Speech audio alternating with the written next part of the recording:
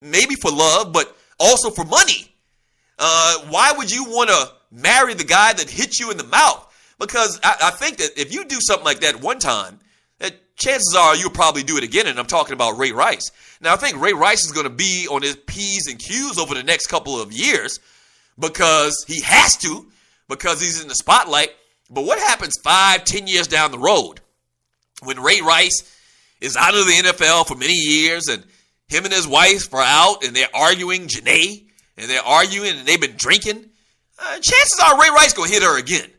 I mean, that's just my opinion. And I'm not a doctor. I'm not a clinical doctor. But chances are he's probably going to hit her again, in my opinion. And that's the quandary. Like, why would her parents, and maybe she did it without her parents' authorization or okay. I don't know. I don't know the story behind that. But why would you marry a guy that abuses you after you know that he abuses you? And I've heard all of these stories and these comments that, that's exactly how victims are, that they don't really see themselves as a victim or they feel like they can change the man. I'm not a woman. Once again, I'm not a woman, but I don't think that's the right way to address it. I don't think that's the way. And you can only imagine what's going on in her mind. You'd hate to think that she knows that he's an abuser, but still wants to marry him because of his financial situation. You'd hate to think that, but it comes into your mind, and I'm going to keep it real. This is a Keep It Real show. Why would you get punched in the mouth one month and then marry the guy the next month? Like, that makes no sense. That's ass backwards, okay? So it does make you think. You just don't know. Very interesting conversation, though, on that. Appreciate that tweet. Let's see if we got any more here.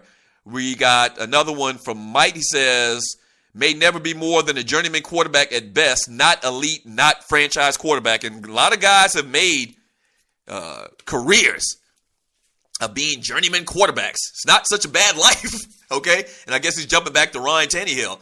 Not such a bad life to be a backup quarterback. Ask Steve DeBerg. Ask Vince Evans. Steve DeBerg was a backup quarterback for like 70 years, okay? Vince Evans was a backup for like 75 years. So it's not a bad life. As a matter of fact, it might even be a better life than a starter because you don't get hit and you still getting a check, a fat check, a real nice fat check. So yeah, Ryan Tannehill will be fine. He's probably straight for life based on the deal that he got when he first came out of college. So the money's not a big thing at all. The fact that he's might not be the quarterback for the Dolphins much longer, it's no big deal, really. He'll be fine.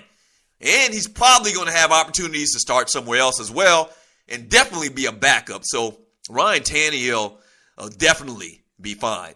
Here's a tweet from Nathaniel D. He says, Jerry Jones is extorting us as fans.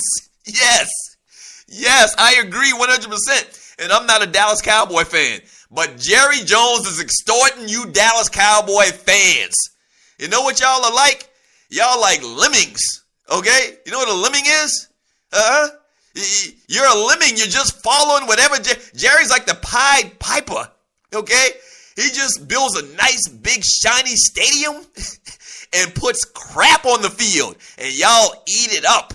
Now, I know it's great to be a fan.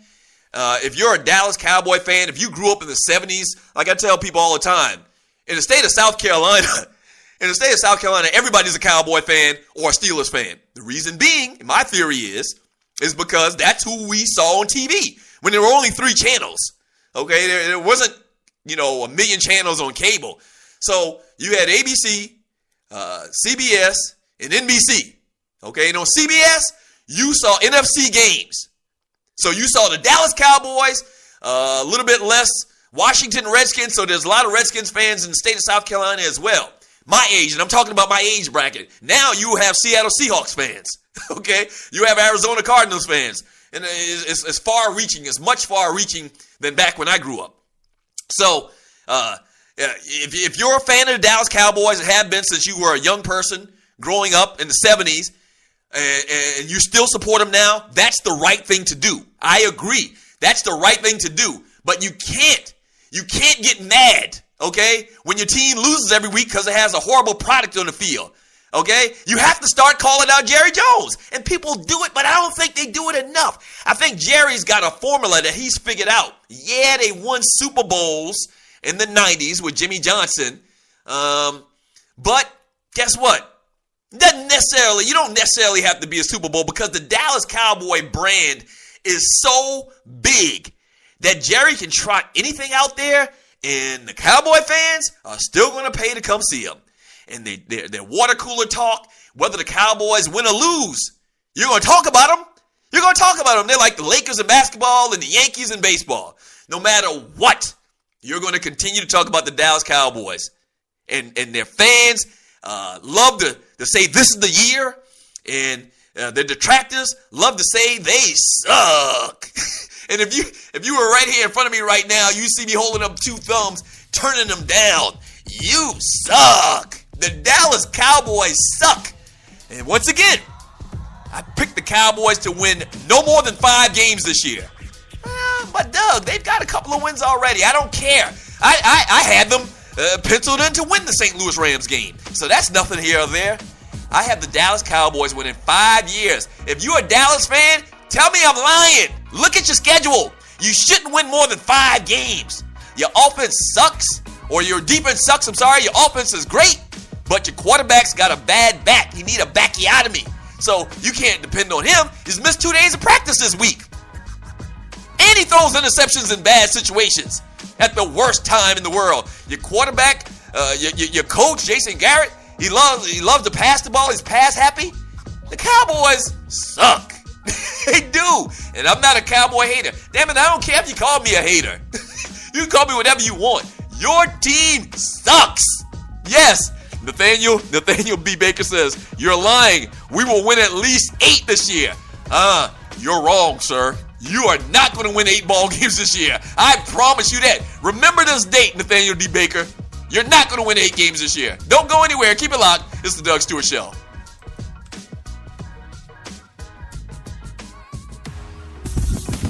The Doug Stewart Show is off and running. But just like every company, we need sponsors. Would yours like to work with one of the livest, most dynamic, and recognized sports talk show personalities in America?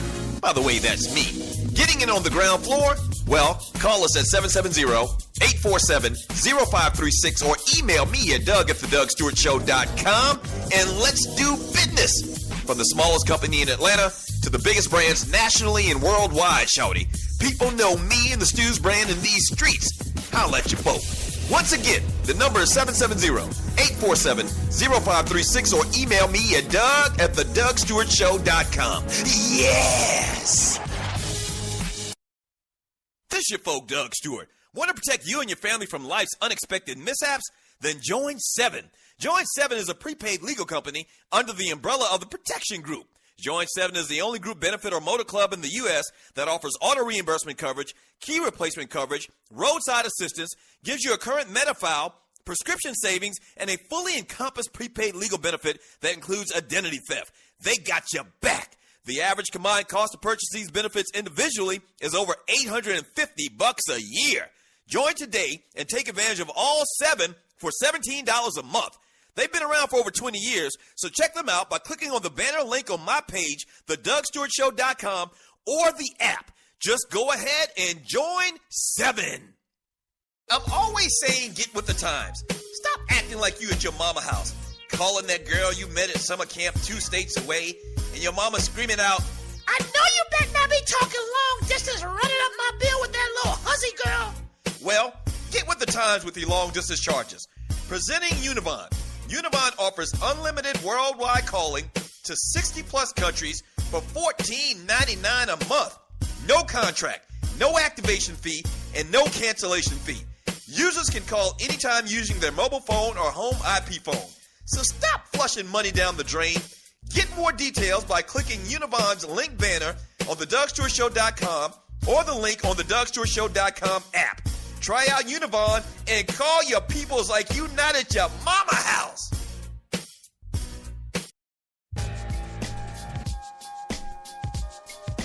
This is the Doug Stewart Show coming to you live in the ATL. You best believe that. Thank you for joining your boy. I really do appreciate it. It's a Throwback Thursday.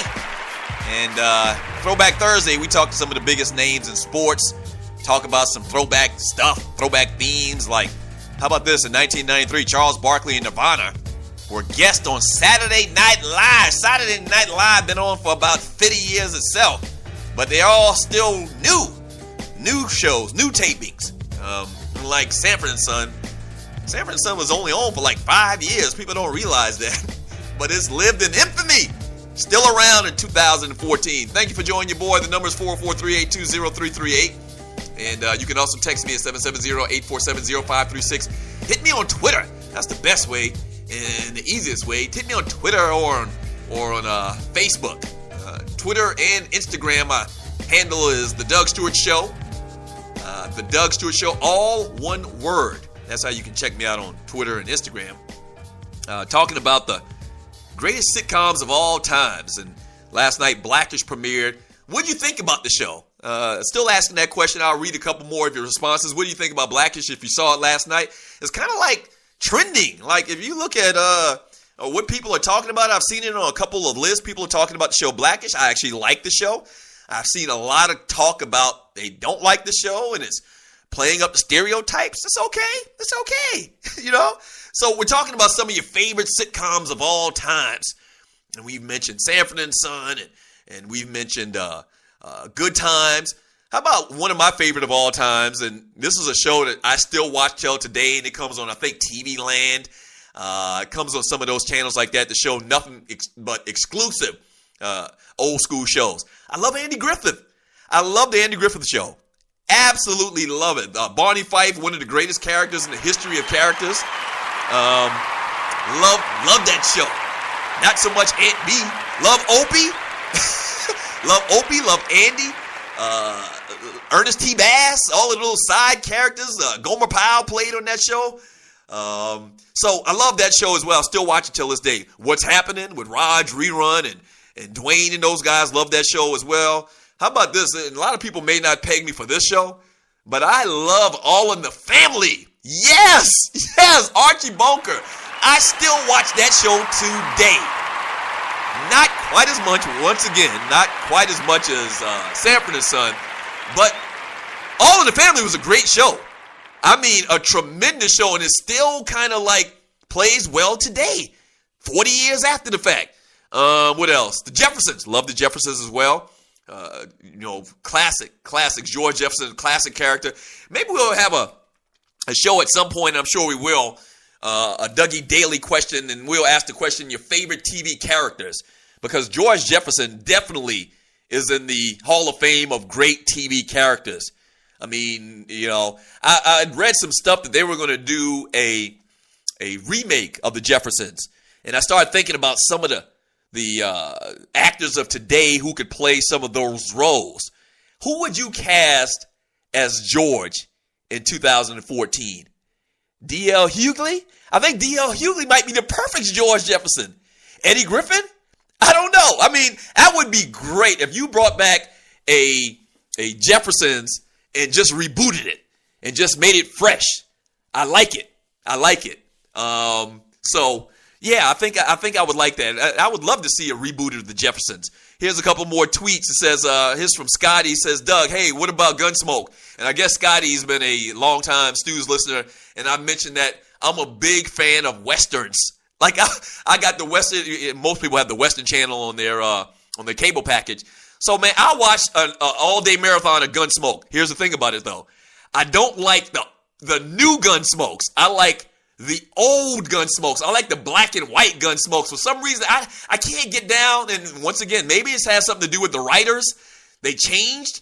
But I like the old Gunsmokes and the old Westerns, the black and white Westerns. Bat Masterson, all of those. I love the black. I don't even like the Bonanzas with the color Bonanzas. I like Bonanza, but I love there's something about the old school black and white Westerns. That's what I get down with. Truly. Let's go ahead and grab a call. Caller, thanks for calling the Doug Stewart Show. What you got? Hey, Doug, it's Walter Cartwright. What's going on, Walter? How you doing, brother? Hey, man, being the producer of the show, man, I got to listen in. I got to make sure you're handling your business like you're supposed to. Okay, yeah. You got you off site today, but you're still doing your thing. I appreciate it, brother. What you got? Hey, man.